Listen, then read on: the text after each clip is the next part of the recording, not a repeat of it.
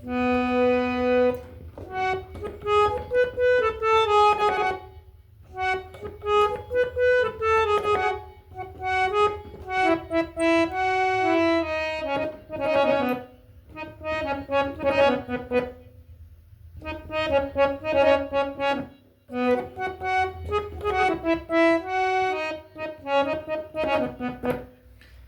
संगीत प्रेमियों को हृदय भाव से स्वागत है। दोस्तों, ये 12वां लेसन हम लेंगे काफ़ी थाट के माध्यम से, फिंगर एक्सरसाइज। इसके पहले हमने 11 किया और उसके पहले हमने 12 लेसन खमास थाट के माध्यम से, फिर बिलावल थाट के माध्यम से 12। ये 36 लेसन आपका हो जाता है हारमोनियम पर, सभी हारमोनियम पर। तो ये आपको स्केल ले लेना है और मैं जैसे जैसे प्ले करूँगा वैसे वैसे आपको फिंगर को चलाना है और समझना है। ये स्केल ले लें।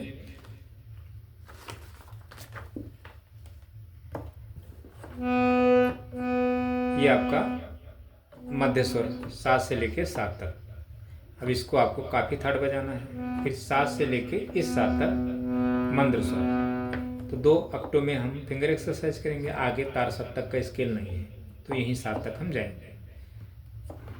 चलो, पहला सा रे गा म प ध नि सा, सा रे गा म प ध नि सा। देखिए, मेरा फिंगर आपको देखना है, वैसे ही आपको आरोह करना है। फिर अलंकार में आते हैं।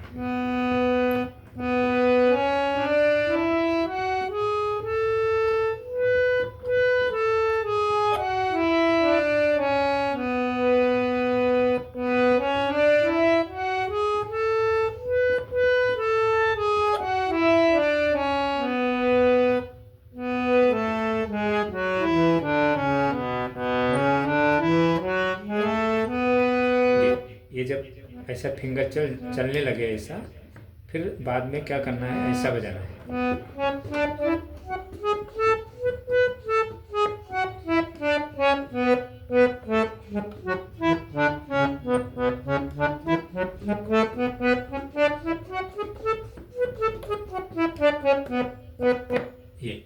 ये आरोह कर लेना है दोनों सप्तक में। अच्छा, ये जो लेसन में जो लेके चल रहा हूँ दोस्तों, ये हमें 10 थाट में बजाना है। हर स्केल पर हमें 10 थाट आना चाहिए बजाने। आपने कभी इस स्केल से न खमाज बिलावल बजाए रहेंगे, लेकिन न खमाज बजाए रहेंगे, न मतलब काफ़ी। अभी हम काफ़ी चल रहे हैं, इसके बाद हम आसावरी थाट लेकर चलेंगे। 1 2 3 4 5 6 7 8 9 10 11 12 इस स्केल। यहाँ तक अगर आप मतलब सीखते हैं तो आपको सभी पर स्किल मतलब सभी पर आपको थाट बजाने आ जाएगा। अच्छा, ये जो बेसिक है थाट जो हम सीखते हैं, थाट में ही सब कुछ है। राग भी है, अलंकार भी है, पलटे भी है, जो भी है मेन थाट है। तो थाट के माध्यम से ही राग की उत्पत्ति होती है। जो भी कुछ है थाट है। तो थाट में मेन समझना होता है। थाट ही समझ लो एक राग है, थाट। अच्छा, कोई भी थाट जब हम बजाते हैं तो मंद्र स्वर, मध्य स्वर, तार स्वर, हमें तीनों के बारे में नॉलेज होनी चाहिए। तभी आपका मतलब कुछ होने वाला है, नहीं तो आपको कुछ ज्ञान नहीं होगा। अगर आप, मैं सिर्फ आपको इस स्केल से यहीं तक बताता हूँ काफ़ी थाट,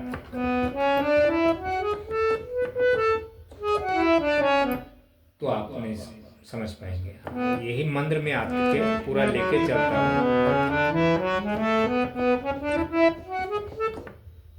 अच्छा, अब आगे स्केल नहीं तार सप्तक का, नहीं तो आगे भी बताता था, तीनों सप्तक में आ जाते थे। कीबोर्ड रहता तो तीनों सप्तक में चले जाते थे, तार स्वर, मध्य स्वर और मंद्र स्वर में। तो ये चीज़ें आपको ध्यान देना है। ये हो गया। अब अलंकार ले लेते हैं। सारे गा मा पा धा नि सा।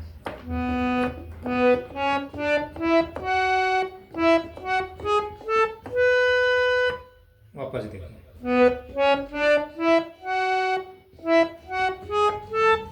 मेरा मेन फिंगर आपको देखना है दोस्तों। मैं फिंगर कैसे चलाता रखता हूँ, कौन कौन सी फिंगर किस पे रखता हूँ।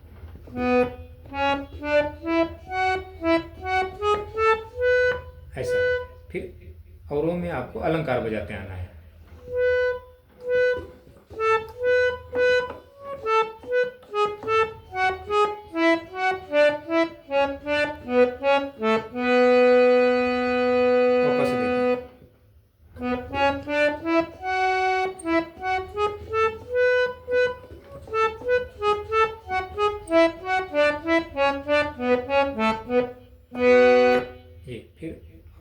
में आना है।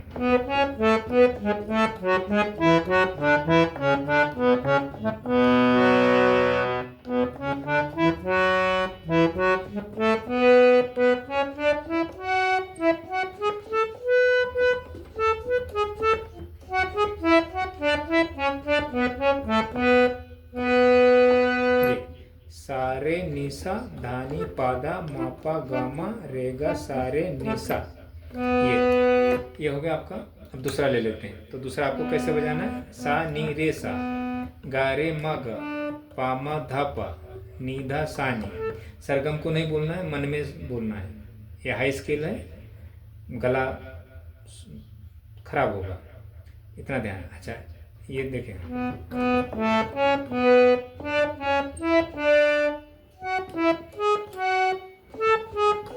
चार पैटर्न है। सा नी रे सा, गा रे मा गा,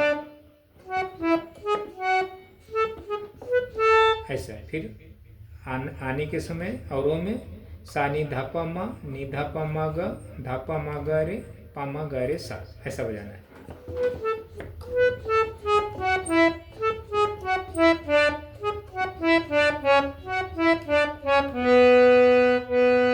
वापस देखें,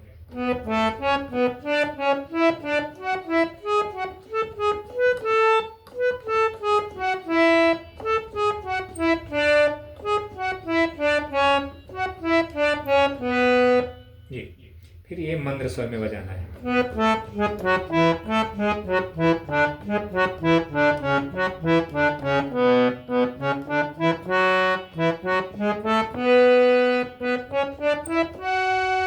सॉरी, ये हो गया।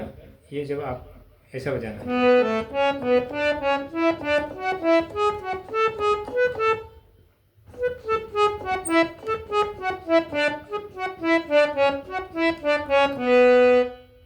फिर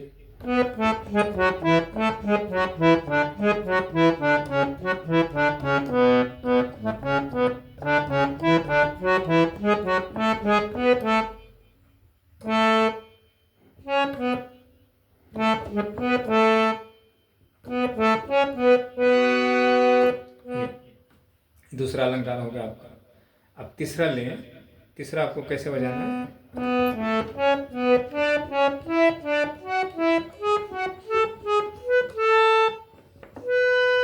वापस देखो, सा नी रे सा, गा रे, ऐसा।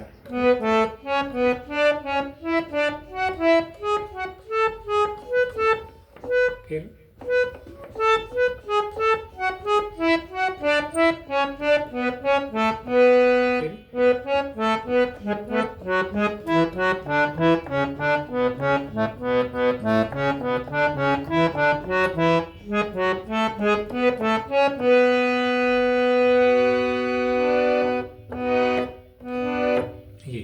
ये हो गया आपका। अब 10 थाट के विषय में समझ लेते हैं। ये आप देख लें, और ये 10 थाट आपको अपनी मर्जी से बजाना है। ये स्केल ले लें, इस स्केल से आपको 10 थाट, ये हर वीडियो आप जब देखेंगे तो आपको समझ में आएंगे। उंगलियां आपकी नहीं चलेंगी, लेकिन आपको 10 थाट इधर से आपको बनाने आना चाहिए। ये आप कोशिश करें। और अगर नहीं समझ में आ रहा है तो आप मेरे पहले बिलावल थाट में जाएं, लास्ट के 12वां लेसन में पियानो के भी है और शायद हारमोनियम के भी है, उसमें आपको मिल जाएगा ये बिलावल थाट पहला, उसमें मैंने प्ले करके बताया। तो ये आप अपनी मर्ज़ी से खुद कोशिश करें बजाने को। अगर देखें दोस्तों, अगर आपको नहीं समझता है जो मैं आपको वीडियो के माध्यम से जो बता रहा हूँ, शिक्षा जो दे रहा हूँ, फिंगर चलाने समझ से बाहर हो रहा है, तो समझ लें आपकी मेमोरी पावर बहुत वीक है संगीत के लाइन में, आपको फिर समझ में नहीं आएगा।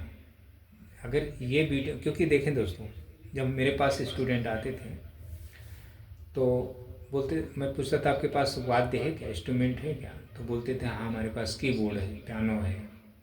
कोई बोलता था हमारे पास हारमोनियम है। तो मैं बोलता था कि आप यूट्यूब के वीडियो देखकर आप सीखते थे क्या? नहीं। तो बोलते थे कुछ समझ में नहीं आता है गुरुजी, हम सीखते थे, देखते थे, लेकिन कुछ समझ में नहीं आता यूट्यूब के वीडियो। तो सही बात है, नहीं समझ में आता रहेगा, क्योंकि जब हम प्रैक्टिकल लोगों को जब जल्दी बताते हैं तो उनको आता नहीं है। तो ये तो वीडियो है। तो अभी जो जो मेरा सिखाने का जो तरीका है, एक हिसाब से देखा जाए तो मैं प्रैक्टिकल ही ऐसे शिक्षा देता हूँ, प्रैक्टिकल बताता हूँ, उंगलियाँ रख रख के, फिंगर नंबर जो भी है। तो ये जब 2-4 वीडियो कंटिन्यू देखेंगे, धीरे धीरे समझ में आने लगेगा। ये आपको थोड़ा देख कर अगर साइड हट जाएंगे तो नहीं समझ में आएगा। ये तो इतना आपको प्ले करना है, बजाना है। और ये मेरा फ़ोन नंबर है, व्हाट्सअप नंबर है, ये नंबर आप ऐड कर लें। अगर मुझे मेरे वीडियो के माध्यम से सीखने का प्रयास कर रहे हैं, तो फॉलो कर रहे हैं तो ऐड करें, नहीं तो मत ऐड करें। इसके डीपी पर, व्हाट्सअप का जो डीपी है उस पर पोस्ट होते हैं संगीत के विषय में, इसलिए मैं लिख कर कुछ ना कुछ रखता हूँ समझाने, क्योंकि वीडियो में हर चीज़ हम नहीं बता सकते।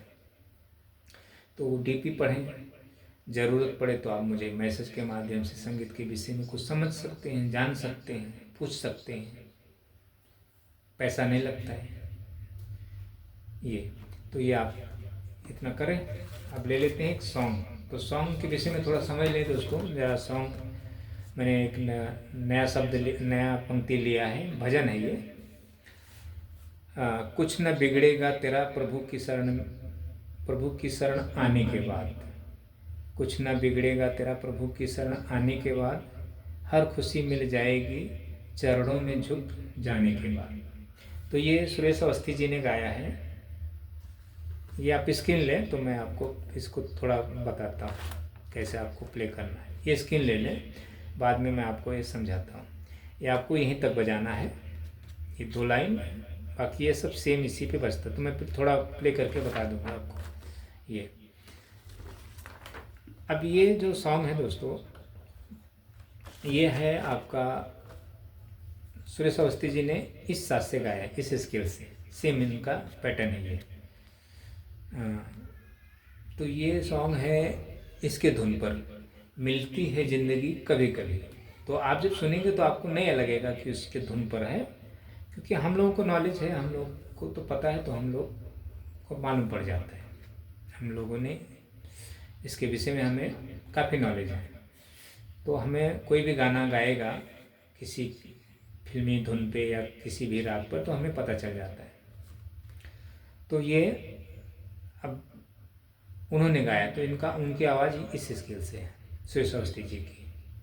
अच्छा, हम तो इस पे गा नहीं सकते, इस पैटर्न पे गाएंगे तो पतली आवाज़ होगी, मतलब जोर लगेगा। तो हम अगर अब ये सॉन्ग अगर आपको दूसरे स्केल से सिखाता हूँ तो फिर भजन तो आपको जमेगा नहीं। अगर ये भजन आप बजाने की कोशिश करेंगे तो आप सुरेश अवस्थी जी के भजन को सुनना पड़ेगा आपको। तो उनकी आवाज़ यहाँ से है, तो आप जब इस स्केल से बजाएंगे तो आपका और सुरेश अवस्थी जी का जो वो आवाज़ है, दोनों मैच होगा, तो आपको थोड़ा समझ में आएगा। तो मैं थोड़ा प्ले करके बता देता हूँ, आप कोशिश करें, बजा तो बजाएं, नहीं तो कोई ज़रूरत नहीं है। सिर्फ आपको मैं एक समझाने के विषय में गाने लिया हूँ। अच्छा, इस स्केल से कोई फिल्मी सॉन्ग हमें नहीं मिला, नए होंगे, लेकिन मैं पुराने बहुत सारे ढूंढे ऐसे गाने तो नहीं मिले। कोई ना कोई होगा, ऐसी बात नहीं होगा, लेकिन अब कितना कौन ढूंढे, तलाश करे इस स्केल से। तो नहीं मिला तो मुझे ये भजन सुना, तो अगला आज यही आपको दे देता हूँ इस लेसन पे। वैसे भी बजाने नहीं आएगा दोस्तों ये गाने, थोड़ा आप उंगलियां चलाएंगे बस। देखिए, पहले आपको क्या करना है, सा रे ग म प ध नि सा, जो हम लोग फिंगर एक्सरसाइज करें, काफ़ी, यहाँ से आपको काफ़ी बजा लेना है, थाट गानी कोमल वाला, सा रे ग म प ध नि सा, फिर सा नि ध प म ग रे सा, फिर सा नि ध प, नि शुद्ध मंद्र स्वर में, सा नि ध प, सा नि ध प, नि कोमल, तो नि नहीं लेना, शुद्ध नि लेना है। अच्छा, अब इसको कैसे बजाना है, ये जैसे जिस तर्ज में मिलती है ज़िंदगी कभी कभी। देखें, पहला मैं गाने बजा देता हूँ, फिर उसके बाद ये भजन उस पर रखता हूँ। मिलती है जिंदगी में मोहब्बत कभी कभी, बेसुरे अंदाज में बता रहा हूँ। जब तक मैं गा के नहीं बताऊंगा आपको समझेगा नहीं।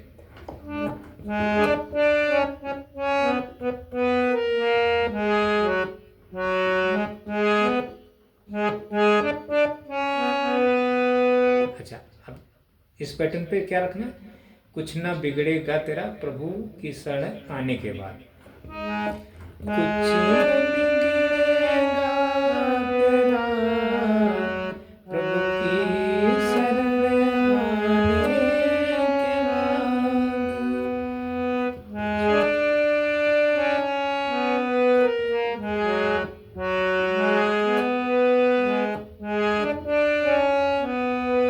बाद। ये पहली लाइन हो गई।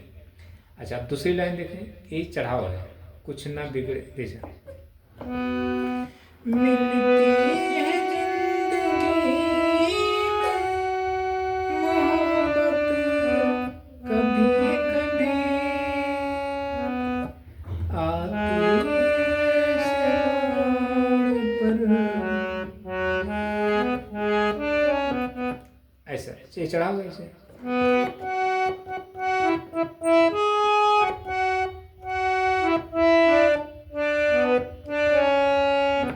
ऐसे अब इसको कैसे बना, कुछ न बिगड़ेगा तेरा प्रभु के शरण आने के बाद।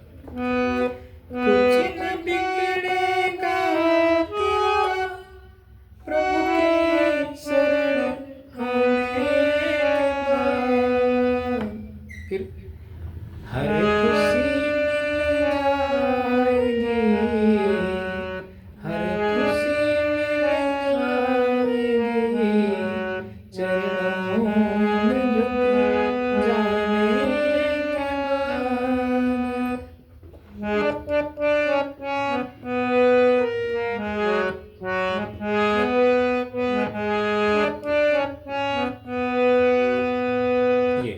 तो ये थोड़ा आपको मिलाना होगा। तो अब मैंने प्रैक्टिस नहीं किया ज़्यादा दोस्तों, क्योंकि मैं सुना ये गाने तो नोटेशन बनाया, थोड़ा लिखा, और मैं आपको ये वीडियो बना के दे रहा हूँ, मतलब वीडियो में बता रहा हूँ। मैं भी ये गाने को गाया नहीं, भजन को प्रैक्टिस भी नहीं किया, बस थोड़ा आपको एक उदाहरण दे रहा हूँ, बता रहा हूँ कि आपको ये ऐसा है। अच्छा, अब ये जब तक रहेगा भेद मन में कुछ नहीं बन पाएगा। तो जब जैसे अंतरा बजता है वो फिल्म सॉन्ग का सेम ऐसे बजता है, जब तक रहेगा भेद मन में कुछ नहीं बन पाएगा, रंग लाती है ये भक्ति भेद मिट जाने के बाद। तो इतना देखो मेरा अभी देखो इतना जोर में गाया, गला में तकलीफ होता है, देखो कोमल गा से। जब तक रहेगा भेद मन में, जब तक रहेगा भेद मन में कुछ नहीं बन पाएगा।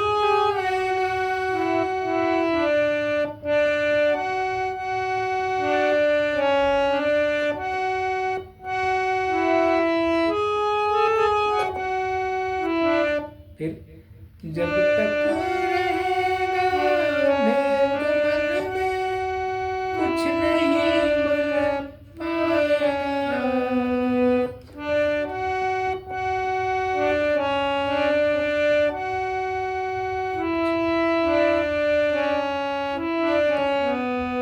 फिर रंग लाती है भक्ति, रंग लाती है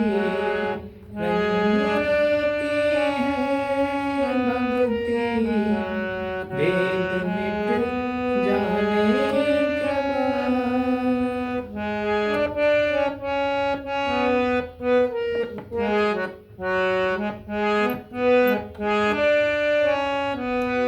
तो ये जो शब्द के हिसाब से थोड़ा सुर का इधर उधर हो जाता है उसमें, मतलब उसी पैटर्न पे है ये सॉन्ग, लेकिन ऊपर नीचे होता है।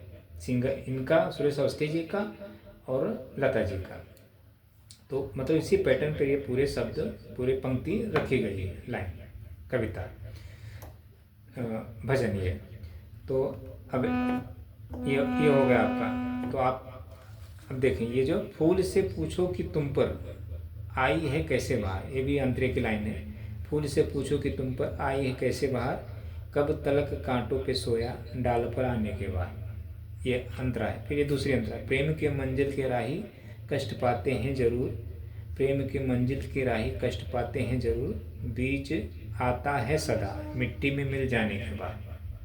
तो ये अंतरा है सेम। तो ये अब मैं भी उतना प्रैक्टिस नहीं, अच्छा एक हाई स्किल है ये, यहाँ से तो मेरा गला खराब होगा और सूखेगा। तो थोड़ा और कोशिश करके आपको बता देता हूँ अंतरा।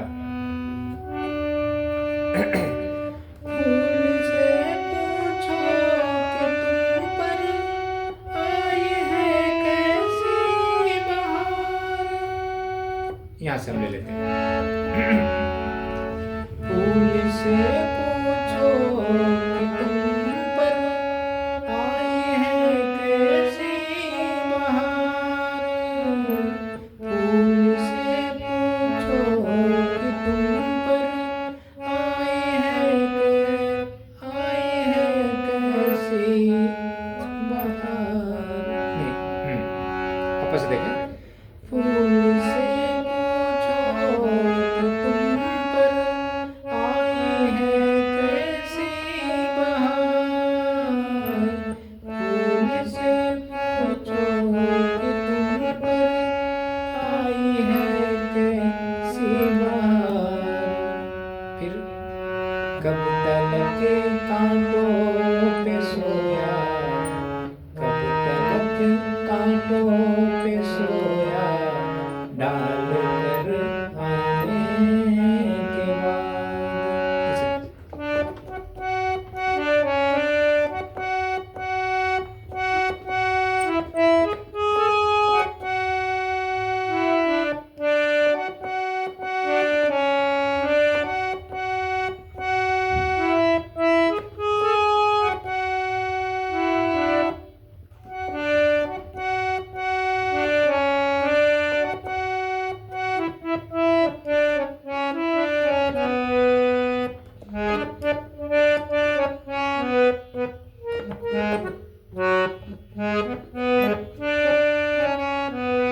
ऐसे तो सेम ऐसे ही बजता है ये सॉन्ग। तो दोस्तों ये इतना देखें, अगर समझा तो बजाएं, नहीं तो कोई ज़रूरी नहीं है इतना बजाना नहीं है। सिर्फ मैं आपको ये ऐसे भी होते हैं संगीत के लाइन में। तो अब ये इसलिए मैं आपको बता रहा हूँ। अच्छा, अब ये जो मैं आपको थोड़ा और समझाता हूँ इसके विषय। जो फिल्मी जो प्रचलित सिंगर लोगों ने जो गाया है, जो भी गाने गाए हैं, सभी पैटर्न पे हैं, सभी रागधारी थाट के जो भी पैटर्न है पैटर्न पे हैं। उसमें साहित्य लगे हैं, छंद शास्त्र लगे हैं, शास्त्र लगे हैं, अलग अलग चीज़ें उसमें समाहित हैं उनके गानों में। तो वो सजीव हो गए हैं, जीवित, सदा के लिए वो अमर हो गए। अच्छा, इसी गाने को कोई अदर सिंगर गाता है तो उसका कोई पैटर्न नहीं है। अच्छा, कोई जो सिंगिंग करता है तो सेम पैटर्न पे भी गा लेता है, ऐसी बात नहीं है। बहुत लोगों के हैं सेम पैटर्न पे, लेकिन बहुत कम है ऐसे। तो बाकी जो लोग गाते हैं तो उनकी जो स्केल होती है, जो आवाज़ होती है, ऊपर होती है। तो वो गाएंगे बहुत अच्छा सॉन्ग, सुर में गाएंगे, लेकिन उनका कोई पैटर्न मिलेगा ही नहीं। अगर हम स्केल ढूंढने जाएंगे तो मिलेगा नहीं उनका। अच्छा, ये जो गीत हैं, जो पुराने, जो लता जी, मुकेश, किशोर, मोहम्मद रफ़ी और भी मन्ना डे, लोग जितने जितने हैं प्रचलित सिंगर, इनके पैटर्न हैं, रागधारी के अंश हैं, तो मिलते पैटर्न वाद्य पर अच्छी तरह। और जो ये नए सिंगर हैं जो गाते हैं तो इनके पैटर्न नहीं होते। तो हमें क्या करना होता है, उनका सिर्फ साथ ढूंढना होता है, जो उनकी जो सम होता है, जहाँ से एक स्केल ही पे उनका मतलब इसके पता हो जाता है कि कहाँ ला के गाना रुकता है। तो इस स्केल से पता होगा। समझो अगर यही गाने कोई अदर सिंगर गाता है बिना सीखे हुए, गॉड गिफ्टेड, तो समझो इस स्केल से गाता है, तो उसको हम ऐसा बजाना पड़ेगा।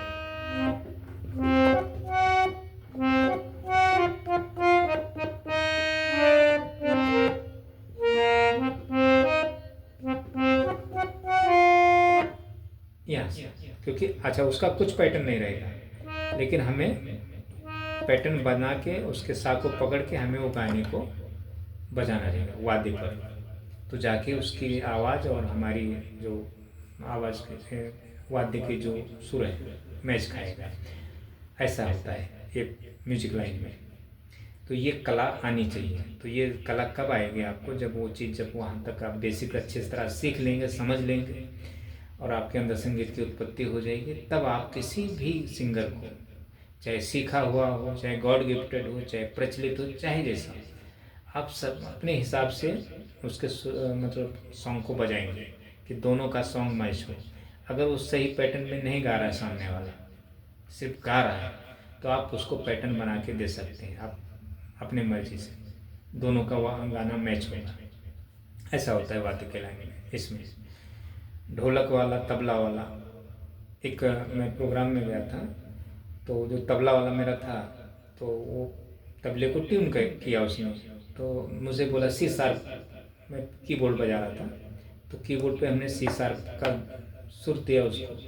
तो अब वो मैं देख रहा है, तो फिर जब उसके हारमोनियम के जब उसके पास गया तो हारमोनियम लिया मैं, तो मैं बोला आपका तबला का ट्यूनिंग क्या है, तो बोला सी शार्प। तो मैं सी शार्प से ढूंढने लगा, अच्छा अब हारमोनियम पे इधर पे तो मैं धुन बजाऊंगा नहीं, यहाँ से बजा रहा है, तो अब वो तबला बजा रहा तो मैच ही नहीं हो रहा है। तो मैं बोला आपका नहीं सुर मिल रहा है, तो बोला फिर बी फ्लैट, यहाँ से ट्यूनिंग किया था, तब फिर मैंने यहाँ से धुन छोड़ा।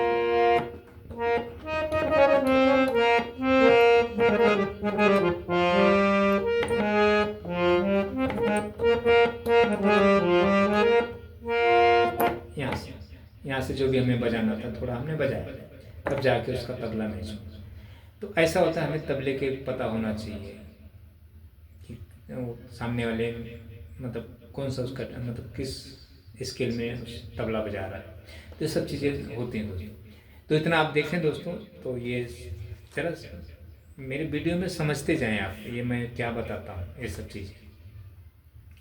फिंगर पे ध्यान दें, बेसिक पे ध्यान दें, गाने पे कम ध्यान दें। गाना तो मैं थोड़ा थोड़ा आपको बताता हूँ, और जो गाने के विषय में थोड़ा बताता हूँ, वो मेन सीखना होता है आपको ये वाक्य, शब्द, पंक्ति, ये मेन ये होता है संगीत। इसमें कौन सा अलंकार है, कौन सा रस है, अभी आप समझो भक्ति रस में है, कौन सा रस है, कौन सा अलंकार है, जैसे यमक हुआ, रूपक हुआ, बहुत सारे अलंकार हैं, उसके विषय में भी थोड़ा आपको समझना है। अनुप्रास है क्या है, वो थोड़ा अलंकार के विषय में आना चाहिए, साहित्य के विषय में आना चाहिए, छंद आना चाहिए कि गाने की लाइन कितनी मात्रा की है, कैसा है, क्या है, बहुत सारी चीज़ें सीखना पड़ता है ये। तो ज़्यादा करके जो सिंगिंग करता है उनके लिए ये पढ़ाई होती है, नहीं तो फिर वो जीवन भर अनुकरण ही करता रहेगा। जैसे किसी ने गा दिया तो उसको ही फॉलो करता रहेगा, कितना ऊपर स्वर लिया, कितना नहीं लिया, कैसे हरकत ले रहा, वो सब कॉपी करेगा। ऐसा नहीं है। अगर वो चीज़, ये चीज़ें जब आपको मालूमात है, ज्ञान है, तो आपको हरकत लेने की ज़रूरत नहीं, मुर्की खटका लेने की ज़रूरत नहीं है, आप में खुद ही आ जाता है। समझ जाते हैं कि हमें कहाँ मुर्की लेना है, कहाँ खटका लेना है, कैसे आलापकारी करना है, कहाँ यति है, कहाँ गति है, कहाँ लय है, कहाँ तुक है, सब पता चलता है। तो ये चीज़ होती है दोस्तों। तो इतना आप देखें दोस्तों, और मेरे वीडियो को फॉलो करें, सब्सक्राइब कर लें, हर वीडियो को आप फॉलो करें, फिंगर पे ध्यान दें, बेसिक को सीखें अच्छी तरह। Thank you.